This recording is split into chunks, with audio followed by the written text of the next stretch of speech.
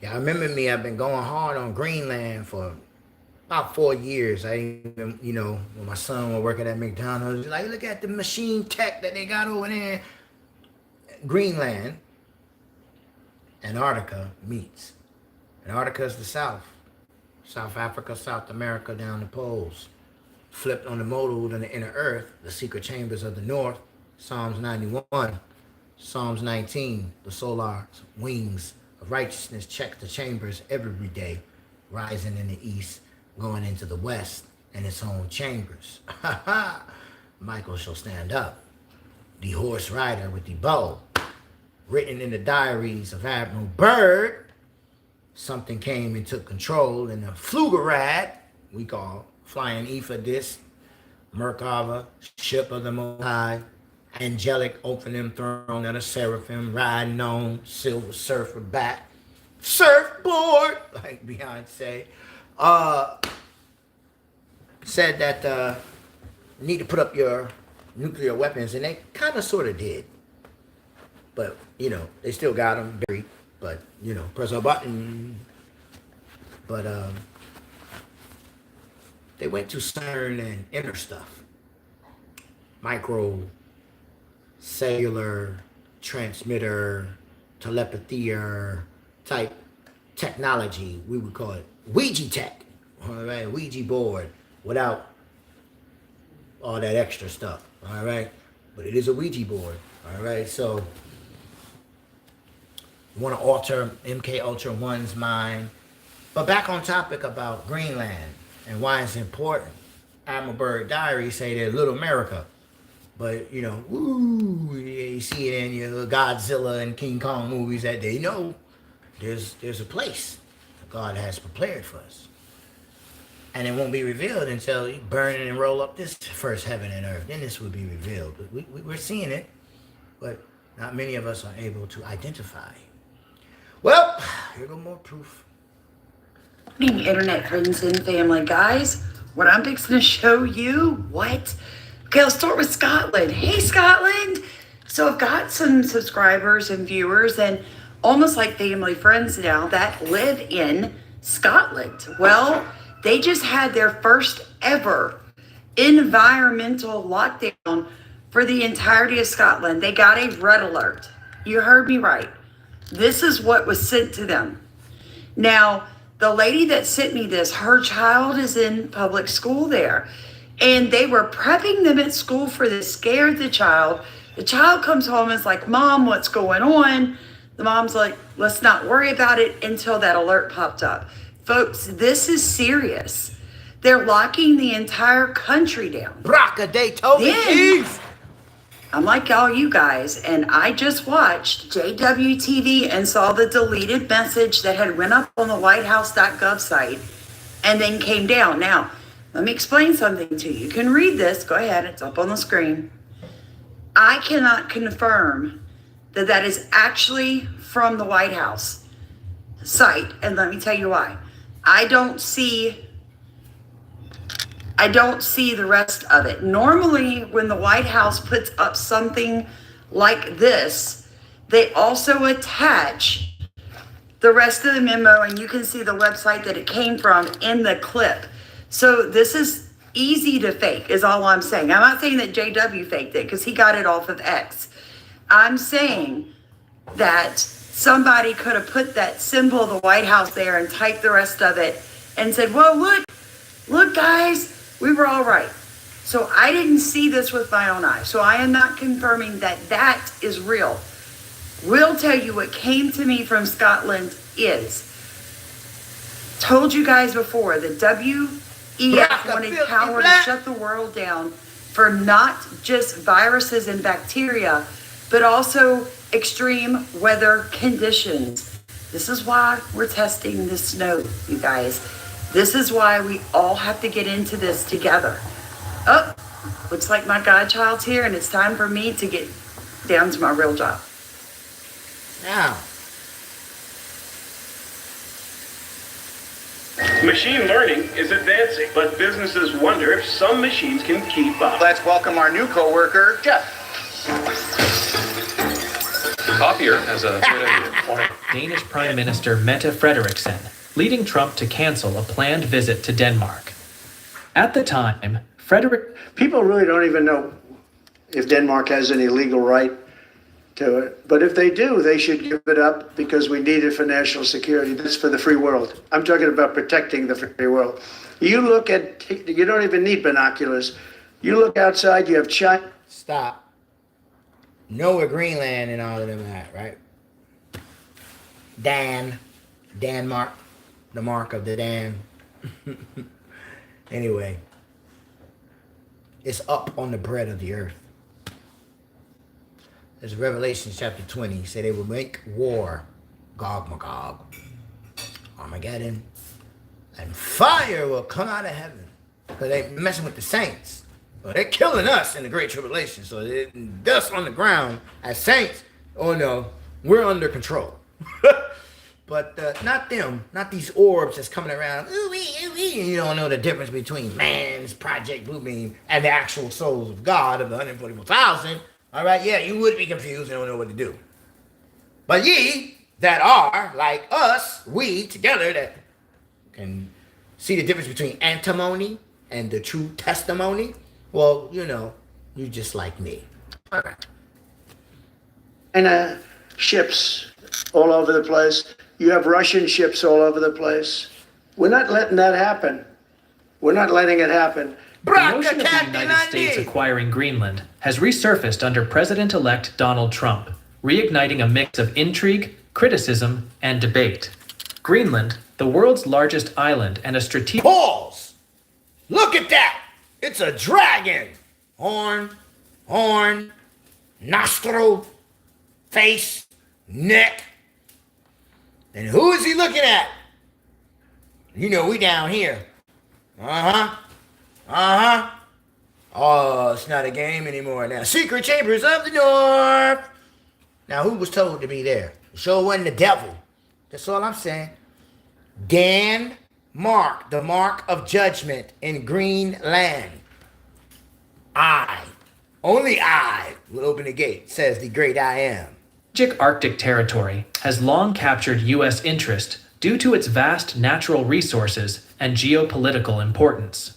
Trump's recent comments on his Truth Social platform, boldly stating, "Going to war with "Make God, Greenland huh? great again," You're gonna lose, and calling U.S. control of Greenland an absolute necessity, have propelled the issue back into the spotlight. This isn't the first time Trump has expressed interest in Greenland. In 2019, his proposal to purchase the territory was met with outright rejection by Danish Prime Minister Mette Frederiksen, leading Trump to cancel a planned visit to Denmark. At the time, Frederiksen described the idea as absurd, underscoring Denmark's firm stance on Greenland's autonomy and its ties to the Danish realm. Greenland, which transitioned from a Danish colony to a... See? With America, it's a dragon with wings, and that's the head. Let me back that up a little bit. We at 141. Let's see, 141. Let's back that up right about right there. Firm stance on Greenland's autonomy and its ties to the Danish realm. Greenland... Pause. See dragon? Dragon. The head got swoop, remember? Abel took a head, boom, took a blow to the head. See the tail? See? Bird. See? Then put it together. When they come together, boop, boop, boop, boop, boop. Optimus Prime comes the dragon. Alright? So we got dragons. The war of the dragons. The lands. Oh, I forgot to show you. Now you understand? Because you can't Photoshop fake that. Alright? And that's an imprint. You got memorials in the stars. You got memorials in the waters. And you got memorials in the god-doggone land. So when they say dragons and all of that, I tell you I'm no lie. Which transitioned from a Danish colony to a semi-sovereign territory in 1953, has consistently maintained a distinct identity and governance under Denmark.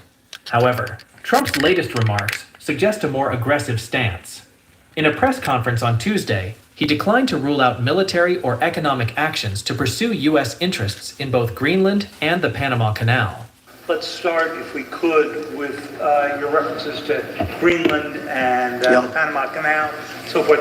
Can you assure the world that as you try to get control of these areas, you are not going to use military or economic coercion? No. And can you tell us a little bit about what your plan is? Are you going to negotiate a new treaty? Are you going to ask the Canadians to hold a vote? What is the strategy? Yeah, I can't assure you, you're talking about Panama and Greenland. No, I can't assure you on either of those two. But I can say this, we need them for economic security.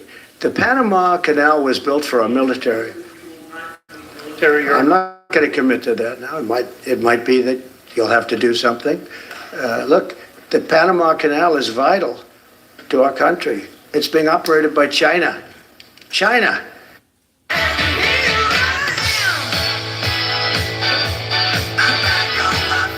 You're the dragon. It's being operated by China. China. And we gave the Panama Canal to Panama. We didn't give it to China. And they've abused it. They've abused that gift. It should have never been made, by the way. Giving the Panama Canal is why Jimmy Carter lost the election, in my opinion. Well, we need Greenland for national security purposes. I've been told that for a long time, long before I even ran. I mean, people have been talking about it for a long time. You have approximately 45,000 people there. People really don't even know if Denmark has any legal right to it. But if they do, they should give it up because we need it for national security. That's for the free world. I'm talking about protecting the free world. You look at, you don't even need binoculars. You look outside, you have China ships all over the place. You have Russian ships all over the place. We're not letting that happen. We're not letting it happen. And if Denmark wants to get to a conclusion, but nobody knows if they even have any right, title, or interest. The people are going to probably vote for independence or to come into the United States. But if they did do that, then I would tariff Denmark at a very high level. You said you were considering military force to acquire Panama and Greenland. Are you also considering military force to annex and acquire Canada? No, economic force. Because Canada and the United States, that would really be something. You get rid of that artificially drawn line and you take a look at what that looks like. And it would also be much better for national security. You know, we basically protect Canada. But here's the problem with Canada. So many friends out there. I love the Canadian people. They're great. But we're spending hundreds of billions a year to protect it. We're spending hundreds of billions a year to take care of Canada. We lose in trade deficits. We're losing massive. We don't need their cars. You know, they make 20% of our cars. We don't need that. I'd rather make them in Detroit. We don't need the cars. We don't need their lumber. We have massive fields of lumber. We don't need their lumber. We have to unrestrict them because stupid people put, restrictions on, but I can do that with an executive order. We don't need anything they have. We don't need their dairy products. We have more than they have. We don't need anything. So why are we losing $200 billion a year and more to protect Canada? Greenland's geopolitical significance cannot be overstated. The Arctic territory is rich in natural resources, including rare earth minerals, and holds Admiral Byrd's Little America. The world not yet been explored ever. Ever? Shit, that's biblical. That's the war about. strategic military importance, particularly as global powers like China and Russia intensify their presence in the Arctic region. Yet, any attempt to assert control over Greenland would not only strain US-Danish relations, but also provoke backlash from Greenland's local government and its people, who have shown little interest in becoming part of the United States.